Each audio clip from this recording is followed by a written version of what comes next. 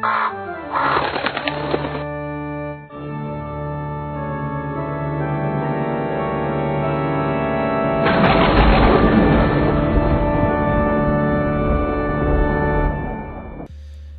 I'm Marcus Raven, and welcome to episode 0 of The Raven's Nest.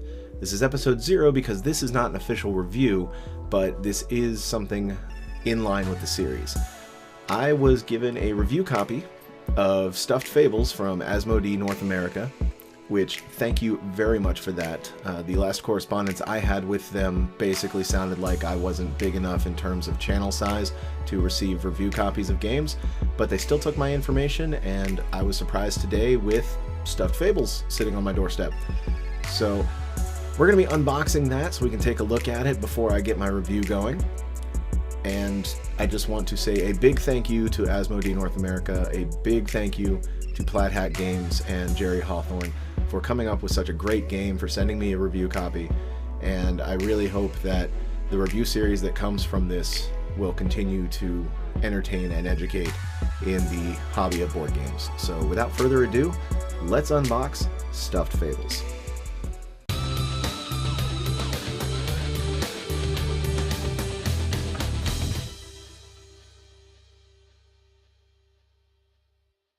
All right. So this is Stuffed Fables.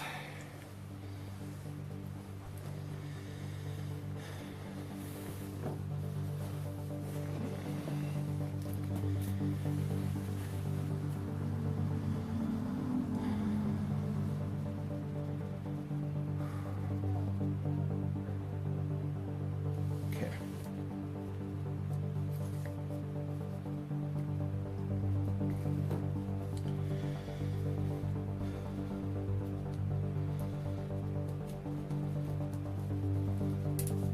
Trying to keep this as nice as possible.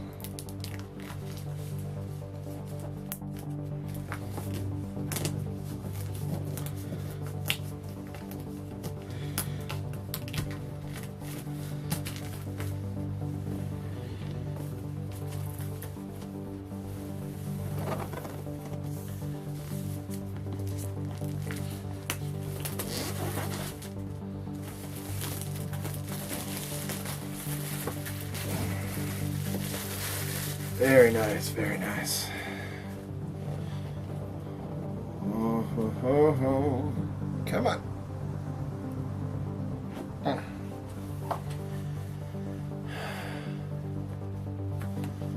Read me first. This is the discovery deck. Do not rearrange or look through these cards. These cards are arranged and divided by divider cards into stories. Each story in the storybook will instruct players to collect the discovery cards that belong to that story and set them aside. As the story plays out, players will be instructed to receive specific cards from these set-aside cards. So that is the very first thing that you see. This is a rule book. Okay, so, ooh, very nice. Shows the various things. Dice, tokens, components, page setup. Okay, so this is the actual, like, how to play the game once you're in it. And it shows the dice. Very nice. I realize this is upside down, so let me, because I'm on the opposite side of the table.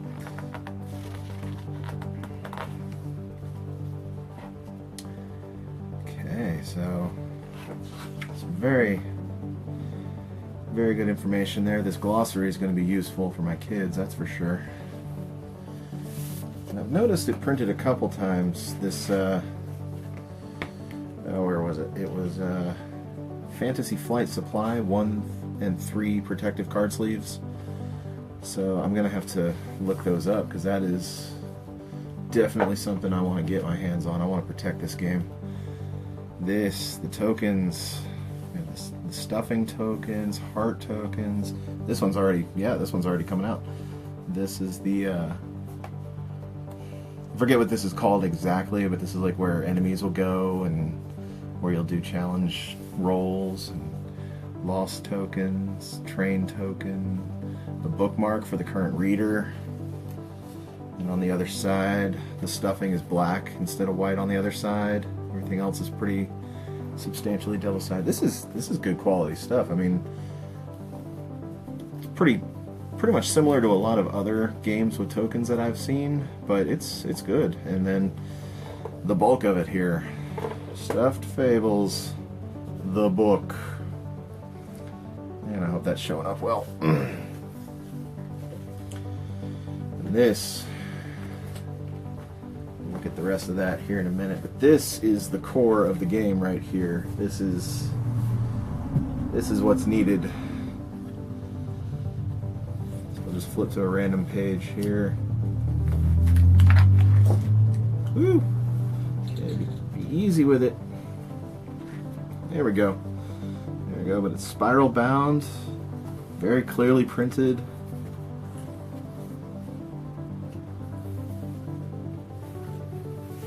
Oh my god, I didn't even see that in the Watch It Played previews. That map looks amazing. Power of Tears, oh my goodness. Here's the bedroom.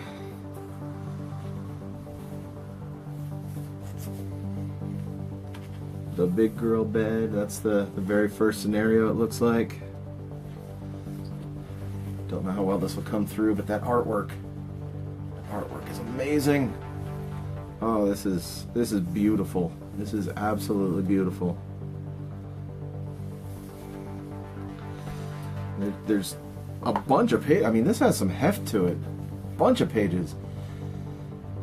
And we got a character glossary and table of contents on the back for the different scenarios. So that's awesome. Yeah, story 1, big girl bed.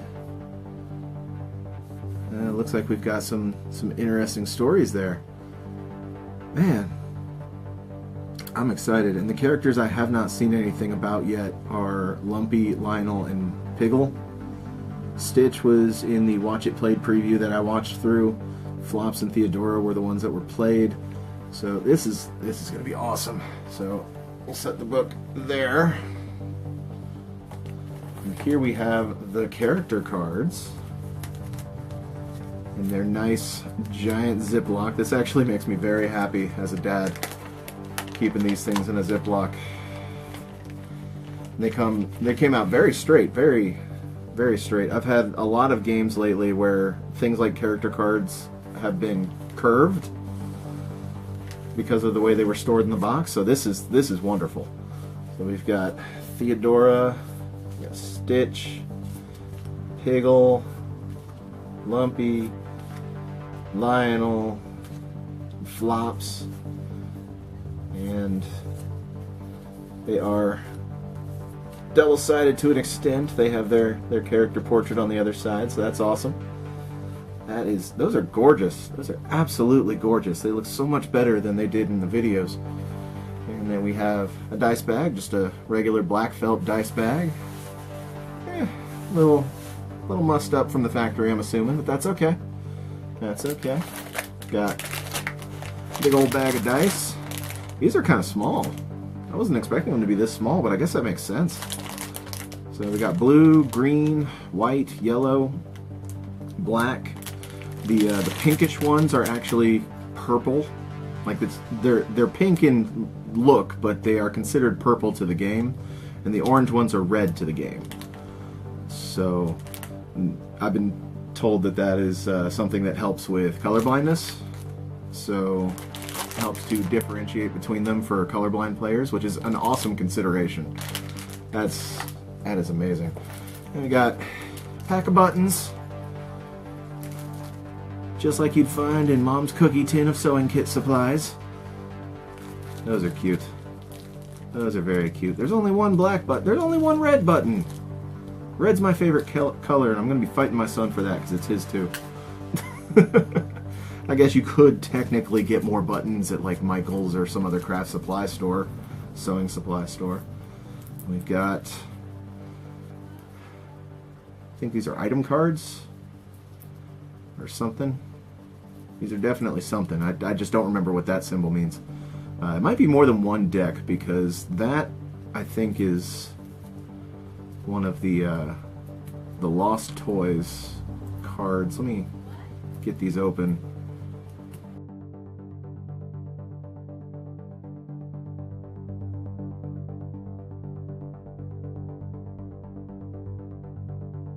There we go.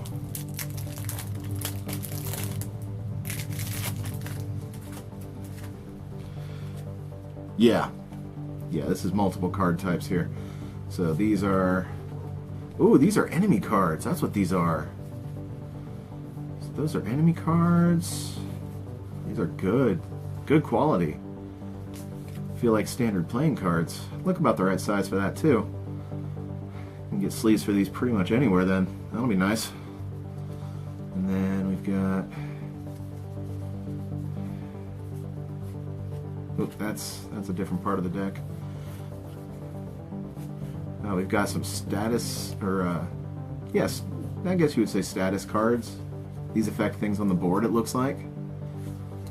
So that's nice. And this is, I know, the sleeping deck. A lot of the same card there, but then we have restless, and then waking. And that's when the little girl wakes up. Don't want that. Don't want that. And then these are the lost toy cards. Yeah, because these are like the things you'll find on a map. Lost toys that have circumstantial results and could be a good thing, bad thing, or otherwise. That's all really nice. Really nice. Gorgeous artwork on those too. And then we've got, okay, so this is the story deck, the one that the game explicitly told us not to reorder.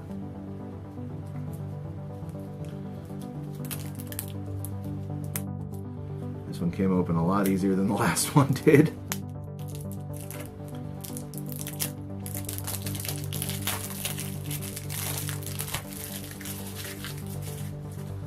Okay, so we have the story deck, which has, yep, and then that, let's see,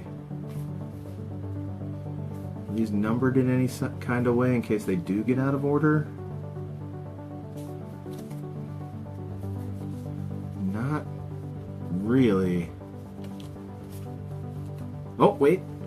The other side of the story deck does contain a card roster so that you can reorder them back the way they're supposed to be if they do get out of order. That's okay. Okay, I was a little worried there for a second, but it looks like, yeah, we got, I don't want to spoil too much because these all seem very, very important. There's like a variety of item, enemy, lost, and story cards in here, so, but this is the important deck that you don't reorder. So then we've got the last of the full-size decks here. And this looks to be, I think I see a dice reminder card in here. This one also wants to have trouble.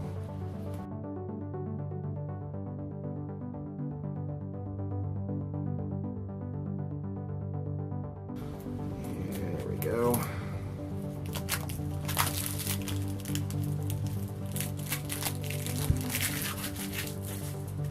Okay. Yeah, it looks like we've got equipment cards, items. This is all very nice, very nice. And then, player turn and dice reference. So these are the reference cards that help you keep track of what's going on. And these are all the items that you can get for your stuffies, which is really cool. And so many cards, and the artwork on the back is just so amazing. I think if I sleeve these, I would need to get clear sleeves so I could still see what they are on the back. And if I did opaque sleeves, I'd have to color coordinate everything. Here we have a small deck, and I believe these are things like status effects.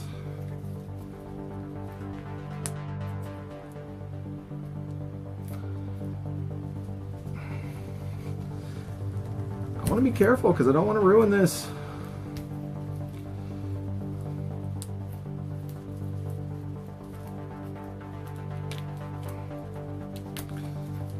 go. There we go. So we got worried, scorched. Oh, that sounds painful. Scared. Courageous, that's an important one. Trapped. Angry. Yeah, so these are status effect. Torn. Oh no! Skrilla's Mark. I'm sure that's a thing. These are status effect cards, and these are small cards. I'm gonna have to compare these to the small cards in Mega Man, because if I can get sleeves for the ones in Mega Man that are this size, that'd be awesome. But actually, I can already tell these are different than Mega Man. But yeah, these are awesome. These are awesome. And then finally, the big bag of everything.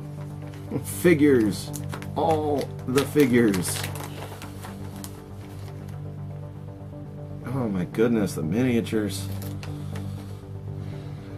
These are enemies and bosses that I'm pulling out right now. So each enemy has a shape underneath it that helps differentiate between the individual ones. There are things for that, I know that much. Here's another enemy. Those little doll-headed crab things, those things are horrifying. There's a Stuffy. There's another enemy. Another crab. Another crab thing. There's Lumpy. Which one was this? This was not Theodora.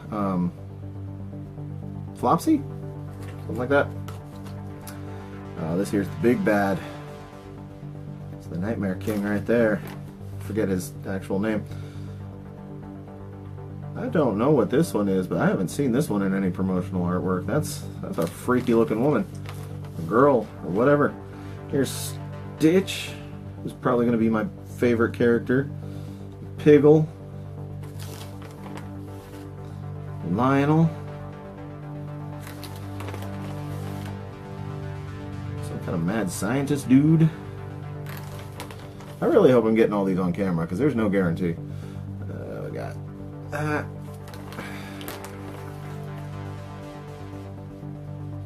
And more of these little heartless looking guys.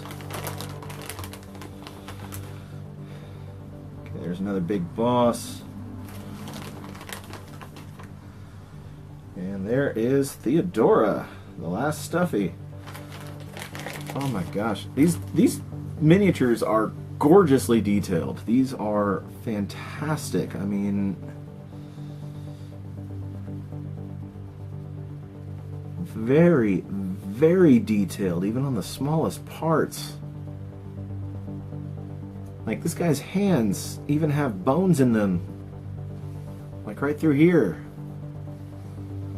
And just Lionel's mane. He's got a little patch on him. Lumpy just looks amazing. Creepy girl. Robot dog. I'm going to learn all the official names, I'm sure, once I actually get into the game and start playing. My family's going to play as soon as possible. But yeah, that's Stuffed Fables unpacked. So yeah, be on the lookout for my review of this fairly soon. Game should be out hopefully within the next couple of months. The last date Amazon was saying was February 5th. Just a couple days ago, that was January 16th, so it could be changed again. It could be earlier. I don't know for certain. I haven't seen anything otherwise. But yeah, this game is on its way. I would definitely, based on the component quality alone, say that this is worth every penny. I can see why this game is recommended at $60. It is a quality looking game. Everything feels great. The cards are sturdy and beautifully printed, and the figures are just absolutely detailed. They feel good to the touch. They're not too heavy, they're not too light, they don't feel like they're going to break in your hand, but they don't feel like heavy metal ones. Heck, even the dice, I didn't open any of these, it's small, but I mean, even the dice just look fantastic. This whole thing just screams of quality. So yeah, I'm going to be putting a review together for this fairly soon. I just wanted to unbox it because I was given this special opportunity. And I just want to say thank you to Asmodee North America and Plaid Hat Games and Jerry Hawthorne, the creator of the game. And just thank you for the opportunity to review this. And I look forward to playing it with my family. So that's it for me. Bye-bye.